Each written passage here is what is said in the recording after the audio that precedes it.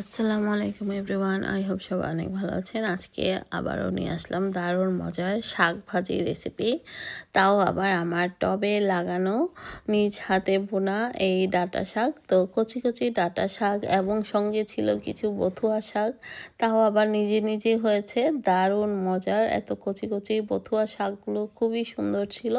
তো ভাবলাম যেহেতু হয়েছে, এত ফ্রেশ শাকগুলো কি আর ফেলে দিতে ইচ্ছে করে, তো ডাঁটার সঙ্গে শাকের সাথেই দিয়ে দিলাম। আর দু একটা সরিষা শাকও ছিল, তো সব মিলিয়ে আজকে শাক ভাজিটা করব এবং খুবই সুস্বাদু এই শাক ভাজি। আপনারা চাইলে আলাদাভাবে করতে পারেন, তবে শাকের পরিমাণ বুঝে আমি সে অনুযায়ী করেছি। তো মাশাল্লাহ ভালোই বড় হয়েছে আমার ডাঁটা শাকগুলো। তো ভাবলাম যে একটু ফাঁকা করে দিই, বাকিগুলো যেগুলো ছোট ছিল সেগুলো একটু যাতে বড় হতে পারে।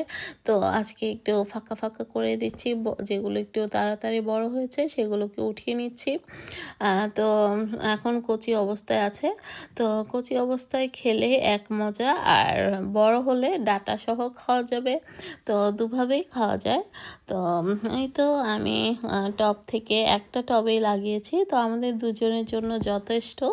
তো আমি শাকগুলোকে বাহিরেই বসে সুইংয়ের উপর রেখে বেছে নিয়েছি, আর এই তো কিছু রয়ে গিয়েছে। তো খুব ভালো মতো ধুয়ে আমি এগুলোকে একদম কুচি কুচি করে কেটে নিয়েছি। এখন চলে আসলাম ভাজি করতে। আমি বেশ কিছু পেঁয়াজ কুচি এবং দিয়েছি রসুন কুচি এবং সামান্য পরিমাণ তেল। তো পেঁয়াজ রসুনটাকে ভেজে নিচ্ছি। তো এই তো দিয়ে দিলাম শাক, কাঁচামরিচ কুচি, এই তো মানে ফালি। তো এই সমস্ত শাকগুলো দিয়ে একটু নেড়ে চেড়ে নিচ্ছি। খুব সাবধানে নাড়তে হবে। প্রথমে দেওয়ার সময় তো অনেকগুলো থাকে, পরে ভাজার পরে দেখা যায় শাক কমে একদম কম হয়ে যায়। তো যাই হোক, তারপরেও আমাদের দুজনের জন্য যথেষ্ট পরিমাণ হয়েছে আলহামদুলিল্লাহ। প্রথমবার এই বছরের টবে ডাঁটা শাক খেলাম, একদম ফ্রেশ, খুবই সুস্বাদু এবং খুবই ভালো লাগছে। তো এই তো নেড়ে চেড়ে দিচ্ছি, আর লবণটা পরিমাণ বুঝে এই পর্যায়ে দিয়ে দিতে হবে, নইলে আগে দিলে দেখা যাবে একটু বেশি হয়ে যেতে পারে। তো যখন শাকটা কমে আসবে তখনই লবণটা অ্যাড করলে বেশি ভালো হয়, তাহলে পরিমাণটা বোঝা যায়।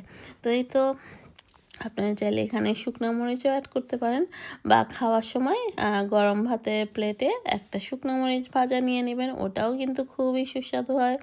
তো আমি বেশ কিছু কাঁচামরিচ এভাবে দিয়ে দিয়েছিলাম। তো শাক এবং কাঁচামরিচটাকে এভাবে একটু থেতো থেতো করে নিচ্ছি। এভাবে করলে পানিটা আর একটু ড্রাই হয়ে যাবে। এই তো পানি যদিও খুব বেশি ওঠেনি, আমি চুলার আঁচটা একদম কমিয়ে কমিয়ে রান্না করেছি, শাকটাকে ভাজি করেছি অ্যাকচুয়ালি।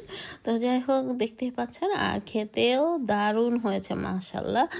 তো এই তো উপর থেকে কিছুটা আমি পেঁয়াজ ভাজাও রেখেছিলাম বা রসুন। তো আমার শাক ভাজাটা অলমোস্ট হয়ে গিয়েছে, তো আমি গরম ভাত দিয়ে খেতেও বসে গেছি, সঙ্গে একটা কাঁচামরিচ। দারুণ হয়েছে মাশাল্লাহ। আল্লাহ হাফেজ।